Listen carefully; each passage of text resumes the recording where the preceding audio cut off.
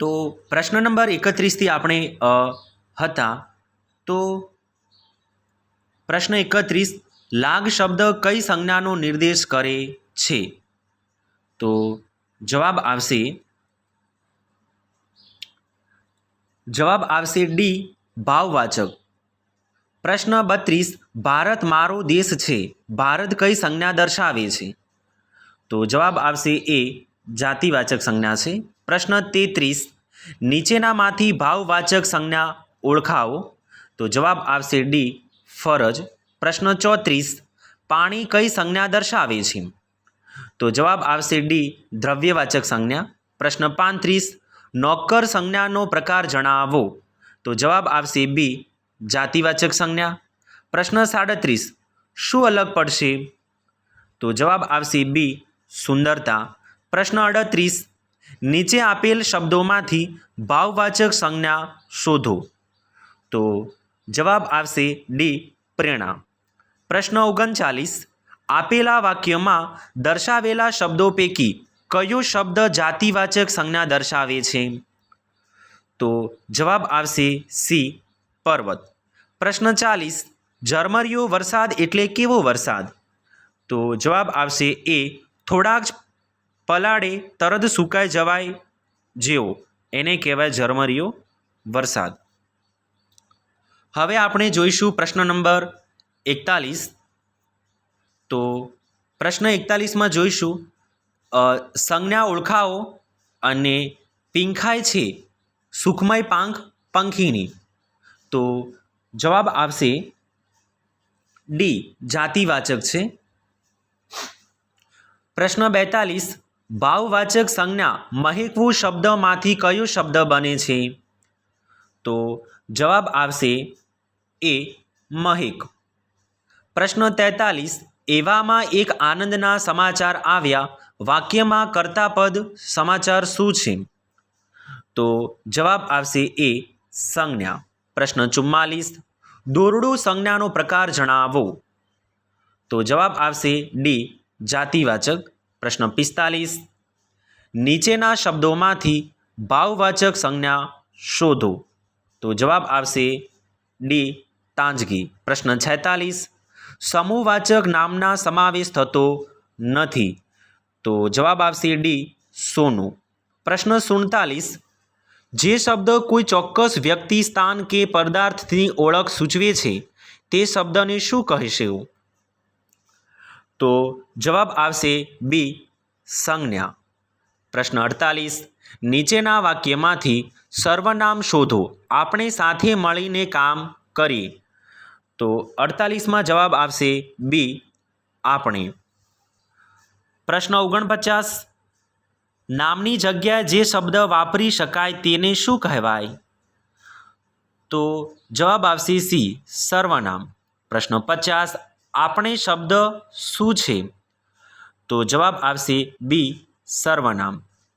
પ્રશ્ન 51, બાજુમાં આપેલા વાક્યોમાં રેખાંકિત શબ્દ શું છે? વાક્ય તમે ક્યારે આવવાના છો? તો 51માં જવાબ આવશે ડી, સર્વનામ. પ્રશ્ન 52, તેમના તોછડા વર્તનને કારણે લોકો દૂર જ રહેતા, રેખાંકિત શબ્દના સર્વનામ પ્રકાર જણાવો. તો જવાબ આવશે સી, પુરુષવાચક. હવે આપણે પ્રશ્ન નંબર 53માં જઈશું.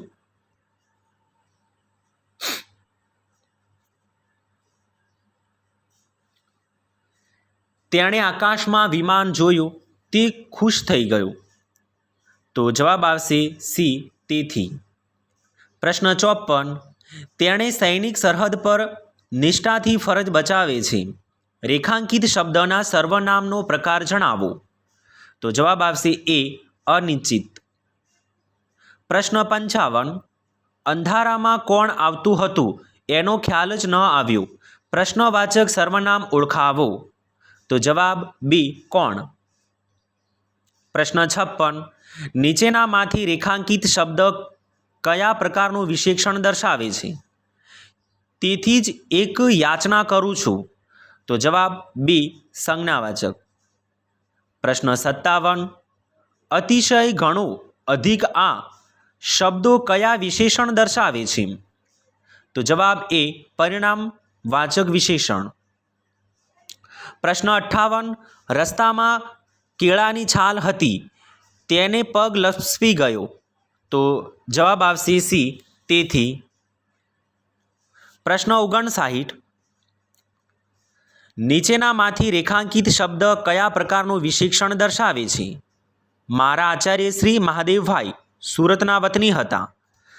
તો જવાબ આવશે ડી, સાર્વનામિક. પ્રશ્ન 60. નીચેના વાક્યમાંથી વિશેષણ શોધો. એથી મને બહુ આનંદ થયો.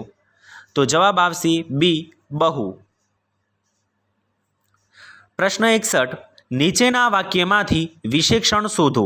જવાબ બી, આપનું. પ્રશ્ન 62. નીચેના વાક્યમાંથી વિશેષણ શોધો. વળી કાલે આંખો દાહડો વાતો કરીશું. જવાબ સી, આંખો. હવે આપણે પ્રશ્ન નંબર 63માં જઈશું. તો પ્રશ્ન 63માં લંબગોળ ચોરસ અને લંબચોરસનું કેવું વિશેષણ દર્શાવે છે? તો જવાબ બી, આકારવાચક. પ્રશ્ન 64. ખોટી જોડ શોધો. તો જવાબ આવશે સી, ગાયો તો ટોળો. આ જોડ ખોટી છે. પ્રશ્ન 65. યોગ્ય શબ્દ મૂકો. વાક્ય: એક જંગલ હતું, એક સસલું રહેતું હતું. તો જવાબ આવશે એ, તેમાં. પ્રશ્ન 66. મને ઓળખાવો. સળગાવીને લાકડા તાપણ ક માકડા. તો જવાબ આવશે એ, શિયાળો. શિયાળામાં આપણે લાકડા સળગાવી અને આપણે તાપણી કરીએ એટલે જવાબ આવશે એ, શિયાળો. પ્રશ્ન 67. તને શું ભાવે? કેરી, બ્લેકેસ્ટ, કેળા. તો 67માં જવાબ આવશે બી, કે. પ્રશ્ન 68. નીચેના વાક્યનો સાચો અર્થ શોધો. વાતોના તડકા મારવા. તો 68માં જવાબ આવશે બી, ઘણી બધી વાતો કરી. પ્રશ્ન 69. તેની નજર પાણીમાં પડી અને તેઓ પોતાનું ખાલી જગ્યા ફરીથી જોયું. તો જવાબ આવશે સી, પ્રતિબિંબ. પ્રશ્ન 70. હા ભલે, સારું કહ્યું, ક્રિયા વિશેષણ દર્શાવો. તો જવાબ આવશે ડી, સ્વીકારવાચક. પ્રશ્ન 71. ફક્ત, કેવળ, માત્ર, વગેરે શું? તો જવાબ આવશે બી, નિપાત. પ્રશ્ન 72. ચોકઠા પણ હવે બહુ કામ આપતા નહોતા. નિપાત ઓળખાવો. તો જવાબ આવશે એ, પણ. પ્રશ્ન 73. નીચેના વાક્યનો ભાવ શોધો. જુદા જુદા રંગના ફૂલ ખીલેલા જોઈ. તો 73માં જવાબ શું આવશે?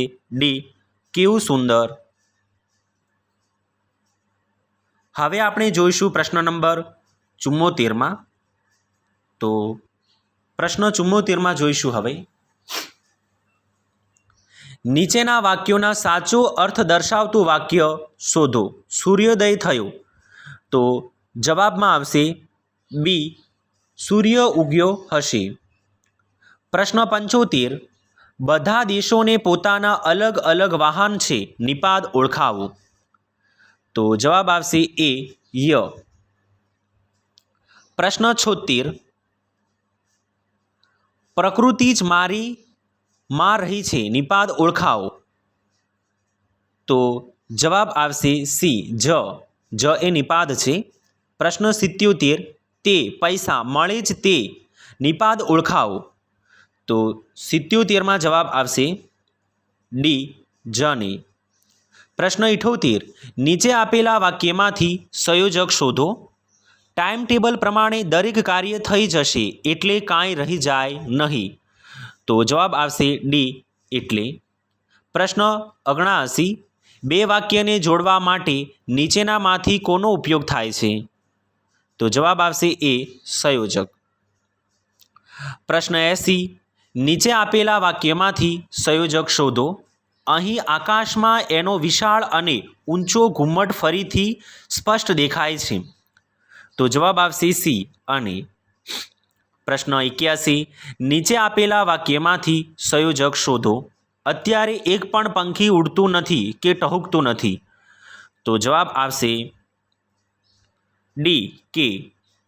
પ્રશ્ન 82, નીચે આપેલા વાક્યમાંથી સંયોજક શોધો. અલક મલકના સુખ હજી ભોગવ્યા નથી, ત્યાં એ સુખ અથમવા માંડ્યા. તો 82માં જવાબ આવશે એ ત્યાં. પ્રશ્ન 83, અમદાવાદ શહેર છે, આ કયા પ્રકારનું વાક્ય છે? તો 83માં જવાબ આવશે સી સાદું.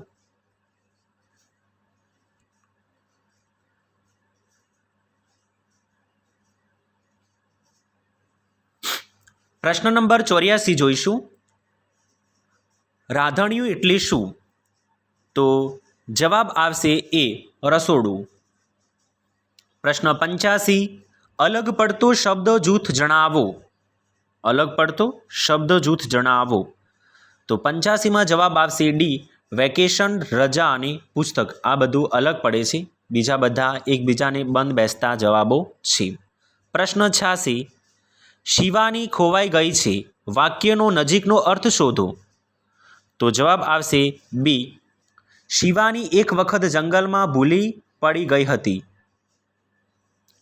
પ્રશ્ન 87, નીચે આપેલા વાક્ય કયા પ્રકારનું છે?